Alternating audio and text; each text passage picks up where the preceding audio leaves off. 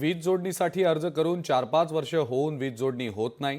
सोलारची निवड झालेल्या शेतकऱ्यांना 5 महिने सोलार मिळत नाही, तसंच पिकाला सुद्धा हमीभाव मिळत नाही असे आरोप जालन्यातल्या शेतकऱ्यांनी केलेत आणि त्यामुळे नाईलाजास्तव शेतकऱ्यांना आकडे टाकून वीज चोरी करण्याची वेळ येत असल्याची प्रतिक्रिया काही शेतकऱ्यांनी दिलेली आहे। वीज चोरी करण्याची वेळ काय येते? कारण की वीज जोडणीसाठी अर्ज करूनही 4-4, 5-5 वर्ष होतात, तरीही वीज जोडणी मिळत नाही।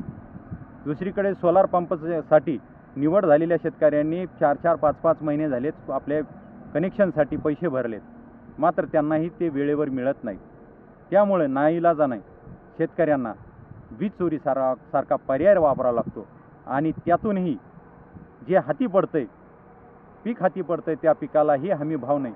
म्हणजे अशा चहूबाजूंना शेतकरी आज समस्येत वेढला गेलेला आहे। शेतकऱ्यांना निवडणुकीच्या अगोदर वीज बिल माफ करू अशा पद्धतीची घोषणा शासनाने केली, मात्र प्रत्यक्षात अद्यापही त्याचा लाभ शेतकऱ्यांना झाला नाही। उलट शेतकऱ्यांचे आकडे पकडणे, शेतकऱ्यांच्या ज्या वीज कोटेशन अगोदर भरलेले असताना सुद्धा त्यांना वीज कनेक्शन वेळेवर न देणे आणि ज्या शेतकऱ्यांच्या शेतात तुम्ही स्वतःचे ट्रान्सफॉर्म उभे केले, मोठमोठे खंबे उभे केले, त्यांना उलट त्या शेतीचा मोबदला द्यावा ही मागणी कुणबी सेनेच्या वतीने शासनाकडे अनेक वर्षापासून आम्ही करीत आहोत आणि उलट शेतकऱ्यावर शासन गुन्हे दाखल करत आहे ही ह्या दृष्टीने चुकीची बाब आहे।